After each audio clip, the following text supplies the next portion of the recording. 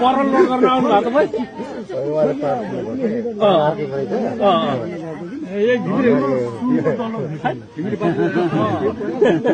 एउटा मात्रै भएछ पराल्नु लागि भित्र परल भित्र त सुनै सुनको रहेछ नेताहरूको यस्तो अब नेताहरूको यस्तो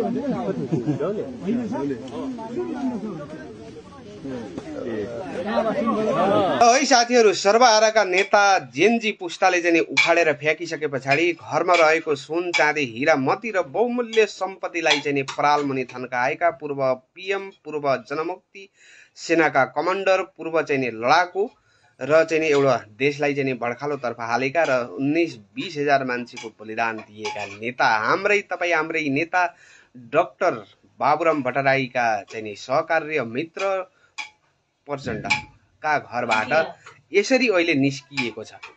पैसाको थोप्रो, सुनका चाहिँ थैला यसरी परालमुनि च्यापिएको थियो। जेनजी आन्दोलनबाट बचाउनको लागि हेरिराखौँ, पूर्व प्रधानमन्त्री प्रचण्डको घरबाट, पूर्व जनयुद्धका महान कमान्डरको घरबाट यतिका पैसा फेला परेको छ। तपाईँ यस विषयमा के भन्नुहुन्छ? कृपया आफ्नो राय अवश्य पनि कमेन्टमा लेख्नु होला र मुर्दाबाद प्रचण्ड भन्न नभुल्नु होला। धन्यवाद।